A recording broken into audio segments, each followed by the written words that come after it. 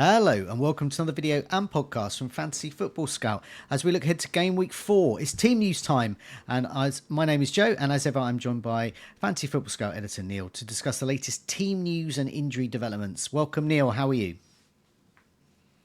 Not bad, Joe, but full of busy. We've had 16 press conferences today, so there's a Wow. lot to get through, and the other four were yesterday. So Right, yeah. I think I've got team news from all 20 teams. Great stuff. Okay, we'll rattle through them now. Just a reminder, do press that like button, does help us out. And do remember to subscribe, keep updated with our latest videos and podcasts. And check out membership offers at fantasyfootballscout.co.uk to help you climb up your mini leagues. This is a recorded team news. We're recording this at the usual time at 3 o'clock. Just for technical reasons, we can't live stream at the moment. It impacts podcasts, so hopefully that should be resolved next week. So apologies for those that usually join us, the regulars that join us on the live stream. You're here with us in spirit. Let's move on. First one, Arsenal against Nottingham Forest with a new manager. First of all, let's go with the home side first. What shape are Arsenal in? Slightly better than what they were in game week 3. They're still without Bukayo Saka, who picked up a hamstring. I think it was in game week 2 that was against Leeds. He's still out. Arteta wouldn't be drawn on a timeline for him, but I think the initial estimates are around about 4 weeks. Havertz and Jesus, they're still out as well, of course. But otherwise, I think pretty good. So Norgard and Ben White, they've been back in training. And Arteta says White's available. And Saliba, who came off against Liverpool and pulled out of the France squad, he has trained as well on Friday. And they'll make a late call on him. Okay, rightio. And as for Nottingham Forest, so yeah, they've got a whole new manager known for his attacking play and high line, replacing a manager who's known for the exact opposite of a deep block and a very defensive-minded one. So, yeah, what's the injury situation at Nottingham Forest in Ange's first game? Yeah, sometimes we don't get a team news update from an inaugural press conference because they're asked about anything other than injuries. But we did from Ange yesterday, thankfully. We know that Zinchenko's out. He can't feature against his parent club. Dominguez is a long-term injury as well. Ola Aina, he's a fresh addition to the injury list. Now, he came back from international duty with Nigeria, I think with a hamstring injury. Now, Andrew was speaking yesterday, and he said that they've sent him for some scans and they're going to get more information. Since that press conference, there have been reports that Aina will be out until December, so a 3 month injury. So they are uh, without him for the Okay. foreseeable. They've got Nico Williams, of course, and they've signed aside from Zinchenko, who can't feature this week but can be back after Okay. that. They have another fullback as well, whose name eludes me at the moment, but they've Okay. signed another fullback to bolster their options down there. But Nico Oh, Williams looks all right for now, anyway. okay. So Nico Williams, and then long term will be well, until Aina's back, definitely Zinchenko's going to get some starts. But yeah, it could be this new guy Yeah, against I mean, Arsenal. the thing with Ange is that he liked to play with inverted fullbacks, didn't he? At Spurs. Now Zinchenko is the sort of poster boy for the inverted fullback Yeah. movement. So he could certainly get some game time once he's available after game week 4. Nicolo Savona is the new Oh, yeah. fullback signing. So he could fill in for Aina this weekend. Okay, rightio. Let's move on to a South Coast game, but not a South Coast derby because neither side care about this one, apart from just to win it and get points in the Premier League. We'll go with the home side first for Bournemouth. What is the latest there? Yes, they have one definitely out, and that is Adam Smith. He came off with a hamstring injury in Bournemouth's last game. Excuse me, and he's going to be out for a few weeks yet. They could get one back though. Lewis Cook, he's been both injured and suspended in the first month of the season. Suspension's over, and his injury's nearly sorted as well. He's been back in training this week, not at 100% according to Arola, so they're going to make a late decision on his availability. But it's if not this week, then probably next. And Enes Ünal, of course, he's on the injury list longer term too. In terms of the returning internationals, Iraola said he was still waiting to see a couple of them Oh, who've come back from further afield, so he doesn't know what level they're at yet. But that'll be the case with a number of managers today. okay. Right, yeah, I'm considering bringing Semenyo in myself. I know he's obviously a popular player. Any particular news on him? He should be back. Well, he might have been one of the internationals that Iraola was talking about, but I've not seen No. the press conference in full yet. I'll watch that later to see if anything Okay. leaps out, but I Right, don't yeah. think he was mentioned by name. Okay. Meanwhile, for Brighton, they've trimmed their squad considerably during the transfer break, so we should have a little bit more security of starts for a number of their players. But yeah, what's the latest there for Brighton? Yeah, the only two confirmed absentees are Webster and March. Although there was some follow-up bits. For example, Kostulas, he's still not there in terms of match readiness, according to Hertzler. And Mats Wiefer, who missed out in game week 3 with a minor knee issue. He has trained, I think, since, but Hertzler said he wouldn't take any risks with anything, with Okay. anyone, Right. and they're going to have to see whether he's 100% or not. Okay. Um, Again, much like Iraola, Hertzler was asked about the internationals because previously I know he has benched Mitoma, hasn't he? Off the back of a runner for Japan. But the good news for him and for Yankuba Minty is that they were both, I think, subs in midweek, weren't they, for their respective countries? So they didn't get too many minutes. And Hertzler said that himself this morning. He said they didn't play the full games. They all returned in good shape. The one person he said was possibly a bit more tired than everyone else was Diego Gomez, who's been in Okay. South America. Okay. And he might be, yeah, he played a bit longer, according to Hertzler, might be a little bit more tired than the others. Okay. But he might drop out regardless anyway for Gruder, I guess. Yeah, yeah, I'd like to see Gruder get a start, especially after his heroics last time out. Brighton's rival, Crystal Palace, they have a home game against Sunderland. Lots of interest in their players, but they've been dropping like flies. But what is the latest on their injury developments there at Crystal Palace? They have, yeah. Two muscle injuries picked up in the Game Week 3 win at Aston Villa. Ismaila Sarr and Adam Wharton, both of them will miss out this weekend. But the good news, or relatively good news, is that it's not as serious as first feared with either player. Sarr, we're looking at Game Week 6, I think, the Liverpool match. Um, Wharton and Nketiah, who's been out all season to date, they could be back as soon as Game Week 5. So that's next weekend against who are they playing now? As us, West Ham it is. Um, yeah, none of them are long term, but Sarr is definitely out for Game Weeks 4 and 5. Charlie Riyad and Cheikhou are out still too, the long term knee injuries.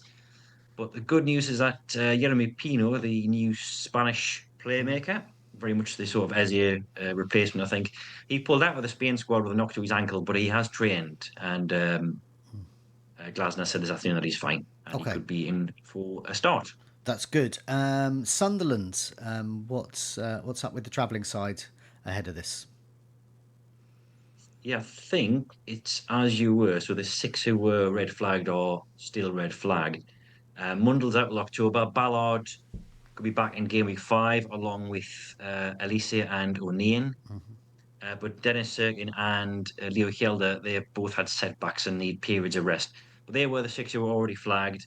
Um, and Reggie Bruce said yesterday that his internationals have returned unscathed. So nothing new. There's a few quotes on the website, Team News Roundup, about the new signings. Brian Broby, the new Mark Gio replacement, I guess, up front. He has been brought in to compete with Mayenda and Isidore, but it sounds like he might not be fit enough to start just yet. Okay, let's move on to Everton against Aston Villa. We'll go with the home side first. What's the latest there?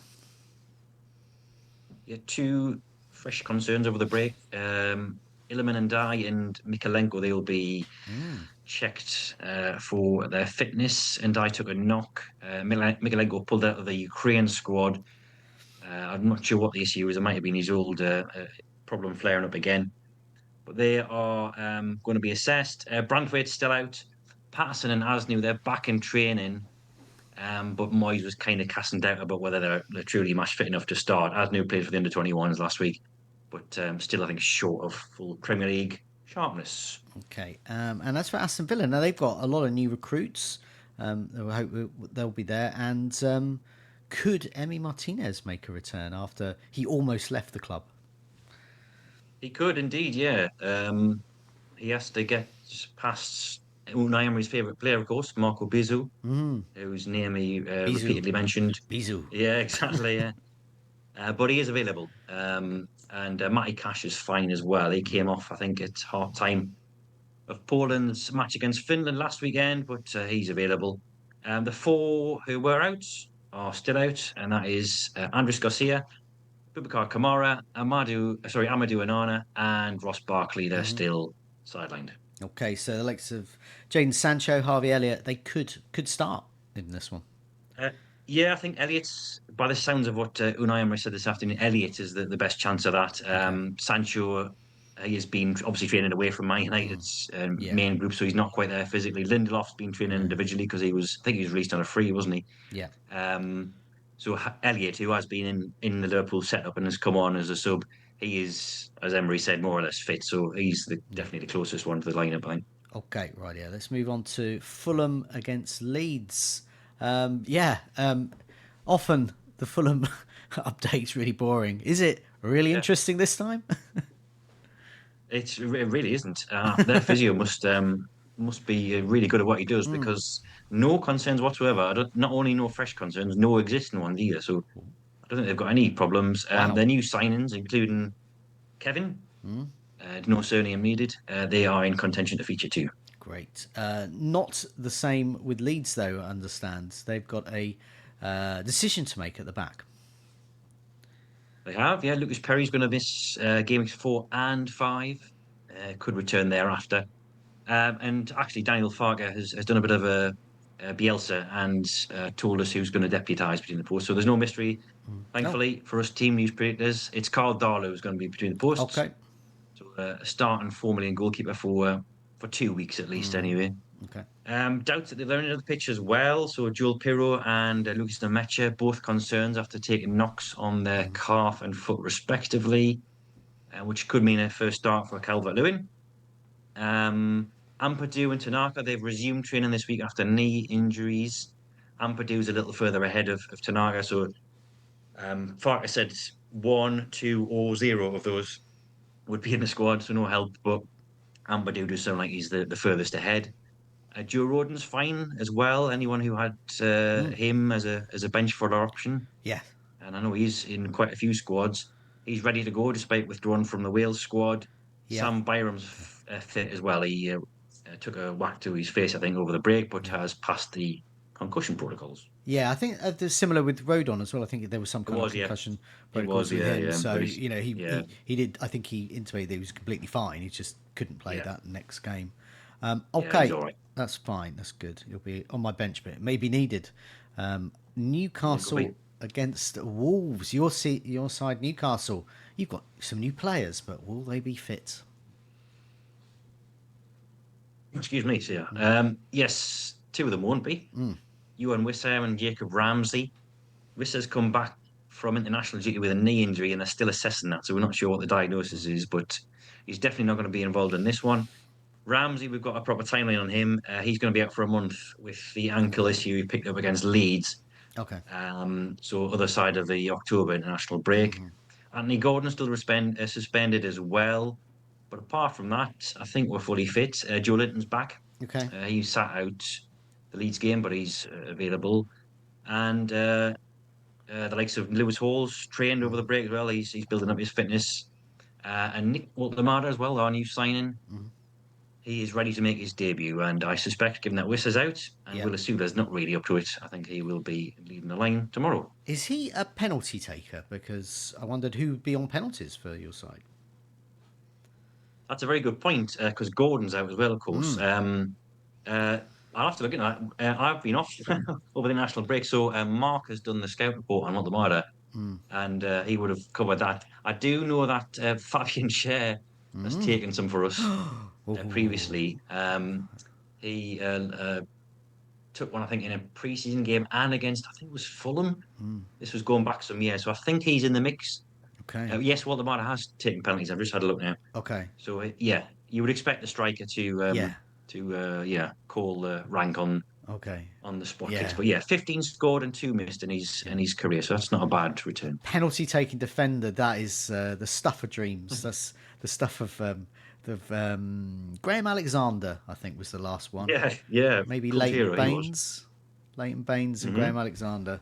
And of course, Stuart Pearce for those Yeah, of my generation. we thought Pascal Strout was going to be one this season as well, didn't we? But it looks Yeah, like no. the forwards have usurped him. Wolves, yeah, they may not be as attacking minded this time round. Yeah, one striker who might have been playing for either club in this fixture. Newcastle were after him, and of course he is a Wolves player, but he's going to be featuring for neither of them tomorrow. He's out with an Achilles issue. It's been plaguing him all season, actually, and it saw him miss out in game week 3, and it's more serious than they Oh, okay, initially thought, right. according to Pereira. No timeline. He's not even training, so he's definitely going to be out of this one. Kijana whoever, if that's how you pronounce his name, he is struggling still with knee discomfort as well. So he looks like he's going to miss out too. Yeah, I always think you just can't remember his name there. Yeah, King John, Whoever, whoever. Anyway, let's whoever. move on to West Ham against Tottenham. Let's go with West Ham first. Yeah, the final one of our press conferences from yesterday, and it's probably the least eventful. Only one new injury, and that is Nicholas Fulkrug, who's got a minor calf complaint after international duty. So they're going to assess him. I think that's it in terms Okay. of injuries. Oh, Gilham's, I think Okay. he broke his collarbone, didn't he? So Right. he'll be red flagged. And otherwise, Paul was just asked about Callum Wilson. He sounds like it might be too soon for a start, Okay. despite his goal last week. Lucas Fabianski's rejoined the club this week, of course, Yeah. um, but it sounds more like he's going to be in a support role, cheerleading capacity for the goalkeepers who are already there. Okay, righto. So that would mean that if Fulkrug's out and Wilson doesn't start, we could see Bowen up front. We could, or Lucas Paquetá as well. Okay. He is sort of like a false nine type thing. I mean, Potter was kind of cagey on Wilson. He said he couldn't do it every week um, at the moment, but that doesn't mean to say you might be not press him into action for like an hour or so this weekend. Fulkrug isn't ruled out either. He's got a minor issue, but yeah, it could be any one of the four names we mentioned there up front. Okay. Meanwhile, for Spurs, they've got some new recruits as well. And yeah, so what's the latest there? They have. They're both in contention to feature this weekend. Xavi Sivins and Randall Kolo. Xavi's the fitter of the two and would be closest to the starting 11, I would think. Dominic Solanke's still out, not fit enough to return with that ankle issue. And the long-term ones, Dragosin, Madison, and Kulusevski are still out too. Not clear if Basuma's fit, but he is. I think he's on his way out of the club anyway. So Okay. Frank wouldn't call upon him even if he was fit. No. Okay, let's move on to Brentford and Chelsea. I'm going to go with that away side first, just because there's bigger potential news there for that will affect a larger number of teams, I would imagine, particularly around Cole Palmer and some of those players coming back from international duty, especially because they've got a really tough run coming up. They've got Bayern Munich midweek, and then they've got Manchester United the following weekends, which could be a tougher game. So Brentford would be the sort of lesser game of them. So yeah, with all that in mind, what's the latest regarding some of their key assets? A lot to get through here. We'll start with Cole Palmer, who has been out since game week 2 with a groin complaint. Now, he trained yesterday for the first time, so that'll be like the first time in almost 3 weeks. But it was not the entire session, according to Maresca. And then today, so now, right now, probably, they're going to have one more session and they're going to try with him to see if he's all right. Okay. Otherwise, in Maresca's words, he will be out again tomorrow. Okay. Um, Even beyond that, he says if he has recovered from injury, it's then about managing him. So, he mentioned there the amount of games coming up. You might see him not be the 90-minute man of past. He might be Okay. sort of in and out the Yeah. starting 11 or in and off the bench. So that's obviously an ongoing concern for owners. Yeah. Otherwise, I mean, Delap's out for 10 to 12 weeks. We've got a timeline. We knew he was going to be out. We've got the confirmed timeline now, 10 to 12 weeks. Cole was long term as well. Mudryk suspended. Badiashile and Lavia, they've been back and training over the break. We didn't get an update on them too, but they've been out for a while, so I don't think we'll be in starting contention just yet. Speaking of starting contention, I don't think Garnacho's quite there.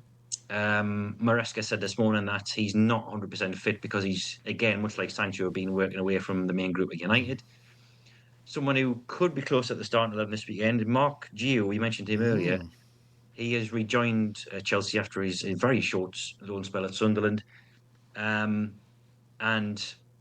Maresca said this morning that the only option now, apart from Pedro, is Mark Gio up front. But Pedro might be needed in the 10 role because of Ah, Palmer's uncertain fitness. So ah. we might see a 4.4 million forward starting up front Oh, for Chelsea this weekend. well. Who knows? On the subject of Pedro, I'm not finished yet, unbelievably, for Chelsea.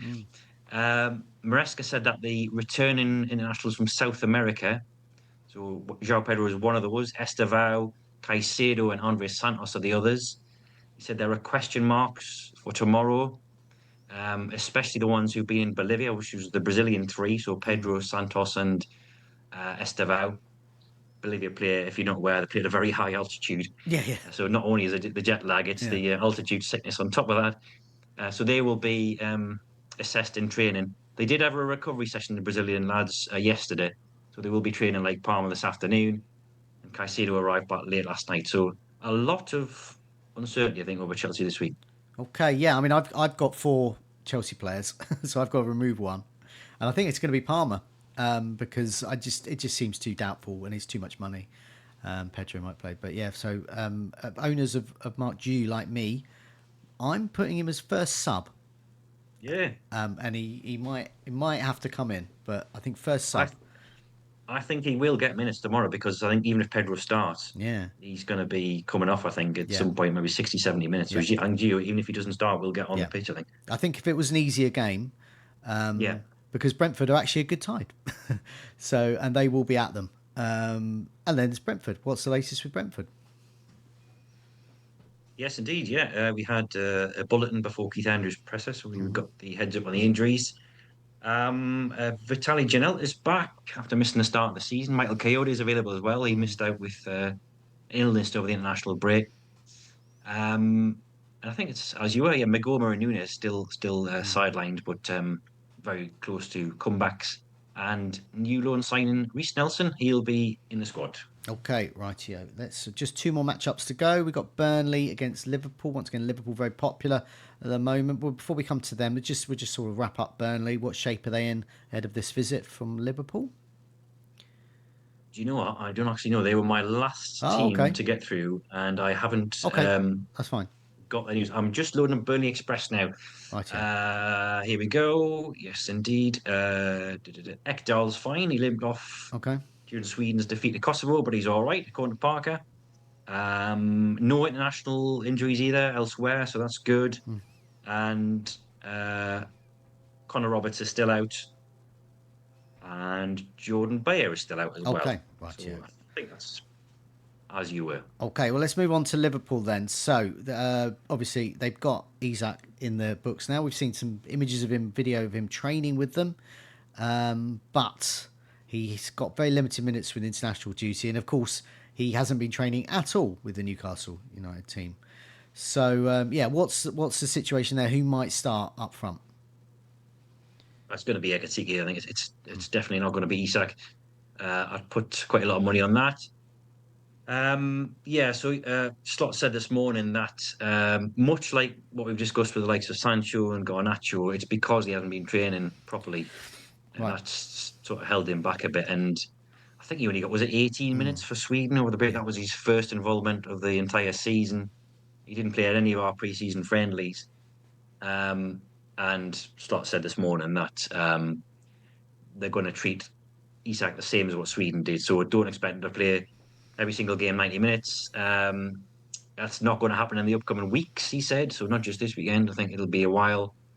Um, so they've got to build him up gradually, in the words of Slot. So he said the fans will have to understand that if I take him off at a certain moment or only bring him on for a small amount of minutes, that's for the long term well being of the player. So I think there's a very good chance it'll be Ekatike up top and an unchanged front four Yeah. with Wirtz, Gakpo, Salah, and then Isak coming on later in the game to gradually build up his match fitness. Frimpong's return to training. Do you think he will turn Yes. to the first 11?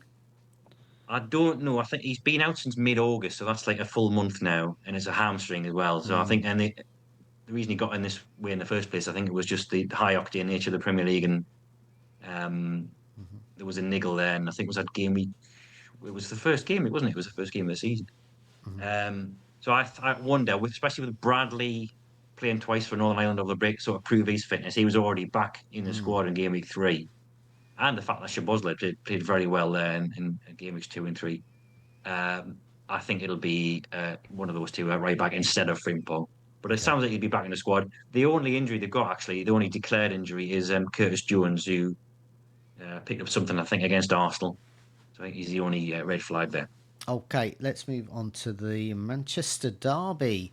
Man City hosting Manchester United. Yeah, I've got it the right way around, haven't I? It is Man City hosting this one. That's right, yeah. Yeah, so big news there. With they've got quite a few injuries there. They do. Not as many as probably Pep feared, because I think they had, it was like 10 or something at one point. It looked like they might be out for this one. But the likes of Kusanov, Lewis, and O'Reilly, who all withdrew from their squad and respective squads over the international break, they're fine. Gvardiol, Bettinelli, and Savino. So Gvardiol and Savino, who are two names who would trouble the starting 11 a lot of the time, Gvardiol especially. It sounds like they're back as well, because Oh, they have been seen in training. And the only names that Pep mentioned as being out for this one were Marmoush, who we knew about, came back from Egypt with an injury, Cherky, who we knew about, and Aït-Nouri, who oh, people might not have known about. There was a bit of talk on social media that he was out for this. But Pep said this afternoon that those three, Marmoush, Aït-Nouri, and Cherky, will miss out. He forgot to mention Kovacic. I think he's still sidelined as well. John Stones is the fifth one. He's a doubt. He's not fully ruled out, but he withdrew from the England squad with a muscle issue, and he is a concern for this one, even though it's not a big issue. So 5 flags, 4 of them red-ish. Um, Stones being a doubt, but we think everyone else, and Pep said the same thing. He said the rest are fine apparently. So the physios must have told him this. We think the likes of Guardiol, Kusanov, Lewis, they're all fine. okay, right, yeah. Let's move on to Manchester United. A lot of people went for Cunha, and very disappointed when he limped off because there was definitely goals in that game against Burnley. Will he be back, and will some of the other injured players be back?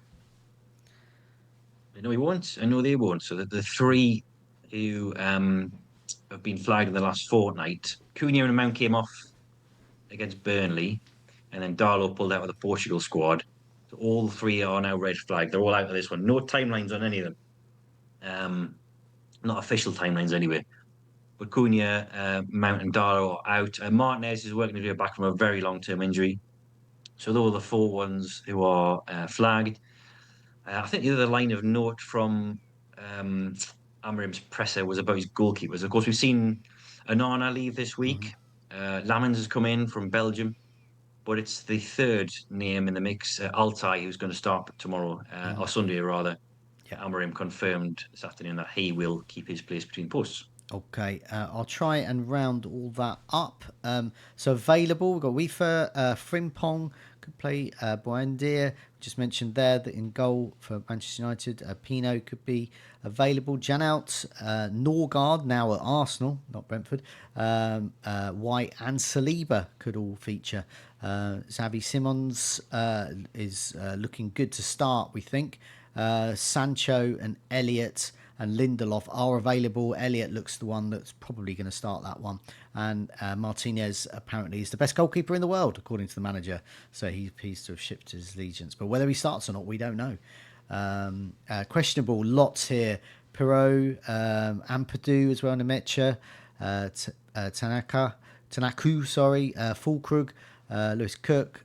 Palmer is questionable. He's at the moment going through what could be his first full training session.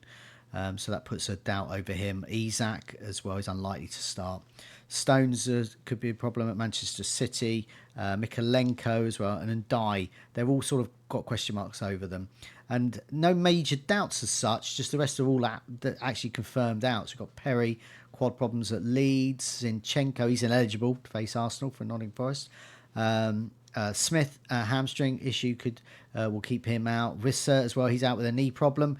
As is Gordon for Newcastle, he's suspended. Curtis Jones got a knock. He's the only confirmed absentee really for Liverpool. Aina is out for a long while with a hamstring problem. Strand-Larsen looks like he's going to be out for a while as well. Achilles problem there. Mamouche, knee problem picked up on international duty. He's not going to make this game. AIT-NOURI, Cherki as well. They're both out. Cunha, Mount and Darlow, all three of them will not feature in game week 4 for Manchester United. Walton and Sarr also will not feature for Crystal Palace.